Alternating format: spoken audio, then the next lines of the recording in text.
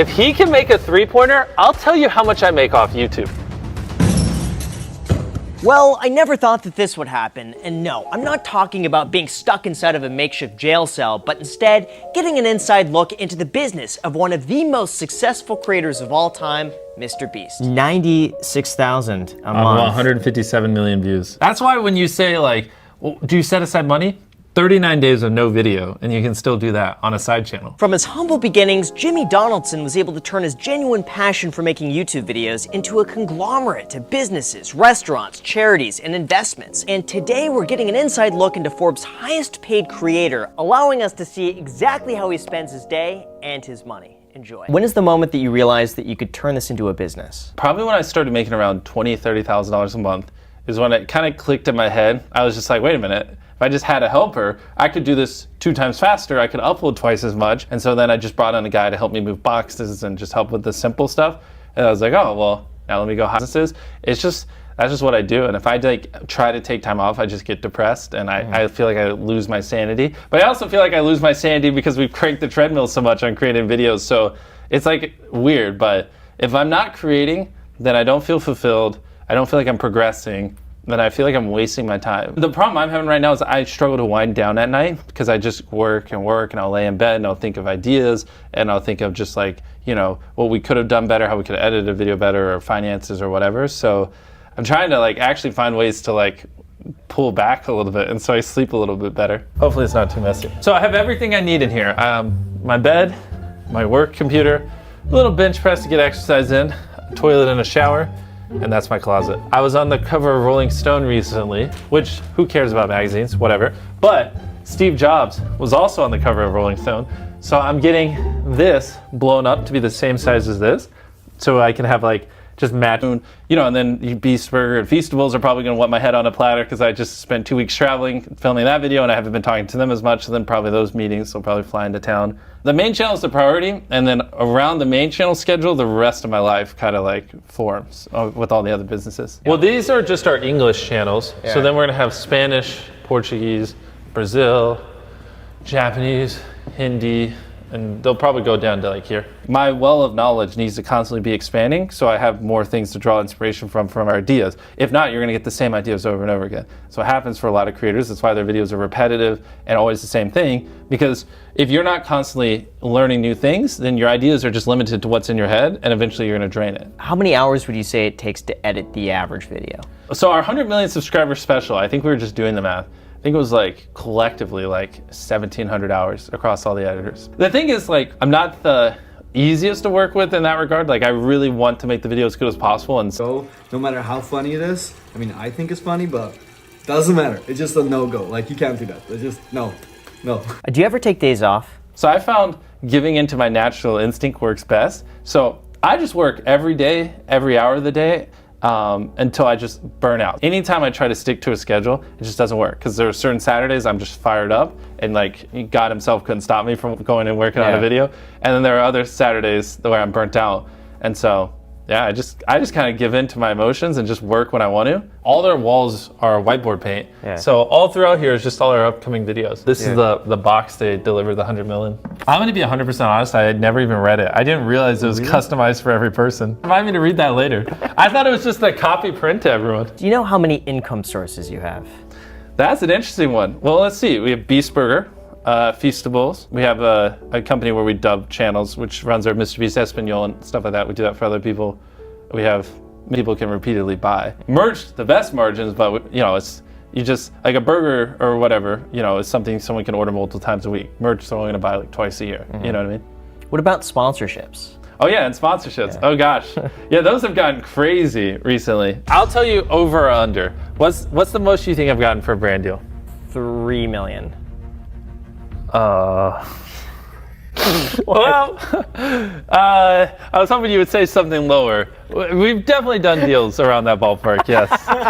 How many people work for you? It's definitely getting big. I'd say in general, right, between Feastables and all the stuff we're doing, like full-time salary, probably 150 people, maybe 200, just kind of depends. So a lot of like part-time jobs and secondhand jobs that are spun off, and that's where it gets into like the hundreds, but Yeah. This is our studio. It's around 40,000 square feet. Studio space in America currently is in very high demand. People are struggling to keep. You're spending like, I don't know, depends, like a couple $100,000 a month. React's a couple $100,000 a month. The main channel now, probably like 3 or 4 million a month. Like Feastables is spending probably $1 million or so a month. Beast Burger, same thing.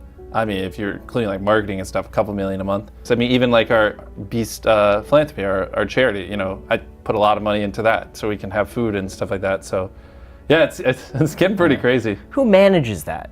Well, if you go over there up those stairs, you'll see a little accounting team that I walk in and I go, I want to give 100 people $100,000. They go, you're crazy. And I'm like, good luck.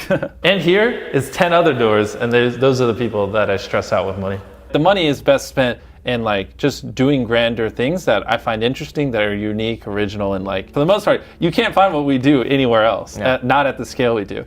And I think it's like that is where I want to put the money in, because then that's what gets people coming back. They enjoy it, and then all I want to do is make the best food as possible. Yeah. That's why I live in the studio right over there. So I'm not worried about paying for a mansion. I don't drive a Lamborghini. I purposely have a really like dumbed down lifestyle. So because it gives you freedom. Like, you know, most people can't reinvest in a business because when they get to this level, they're worried about their $10 million mansion. They're like 4 or 5 cars and insurance and keeping up with that. And then like their second home and all these other things.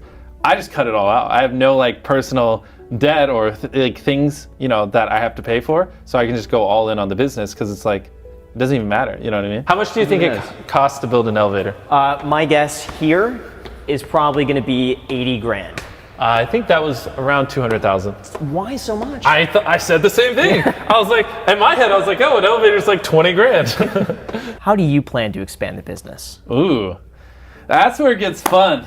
I think for starters, you know, I just want to keep making the best videos possible. I have to reiterate, I'm going to sound like a broken record, but I want to build 10 and then 50 and then 100 physical locations, and just, you know, keep leveraging the brand. I like pushing myself, and I see it as a sport, and like going hard in business and building them, even though it's stressful and it's very difficult. And like sometimes I'm like, you know, you have a mental breakdown. You're like, why am I doing this? Why did I push myself so hard? But then when you're not doing it, you're just depressed. So it's like a weird system, a weird situation, but I love it. But sometimes I don't. We're gonna try to do world's largest hydraulic press versus a Lambo, see if we can squish it. Then we're gonna do we're gonna put a rocket on a car and see how many buses you can jump over. And then world's largest elephant toothpaste, world's largest paper airplane. What's your biggest insecurity? Like our videos are very fast paced.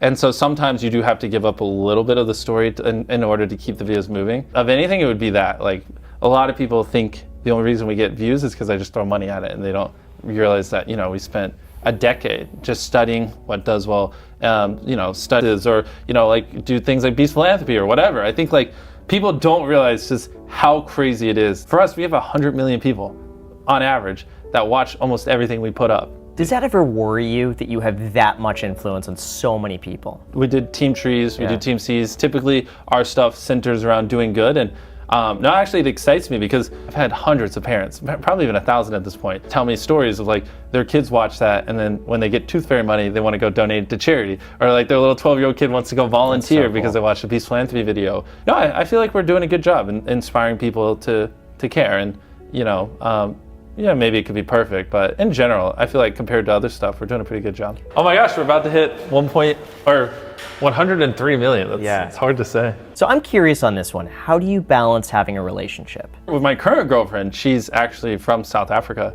So that is the hard part because I live in my studio. I don't really ever do anything fun, and I work 99% of the time. So one thing is like, I'm obsessed with learning. And so it was very important I found someone that also likes learning. So she loves reading books. She loves like experiencing things. So like, I don't see like taking like an art class as a waste of time because that might creatively inspire me, or like a pottery class, or even going and shooting guns or whatever, some new thing. So usually it's like us doing something like that where in my head I'm learning something and I can kind of justify the time, you know what I mean? Yeah. To my like business obsessed brain self. So it's that, and it's also good to unwind, and you know, so you can actually go to bed at a reasonable time and not just lay there working in your head. To be a good business owner, don't you have to know like where every penny in your company goes or something like that? You would think, but you know what? If you hire someone else to do that for you, then it's like, you know?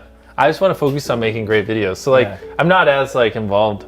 Oh, this is pretty cool. Just a laser-like focus and obsession And it's just kind of what I aim to like implement in our videos, because it's just beautiful to see. Hey, you should subscribe right now. That, you know, a lot of people who wouldn't have done it because they just didn't think of it are now thinking about it, and it will convert to like 10 or 20,000. So literally just say it and you're good.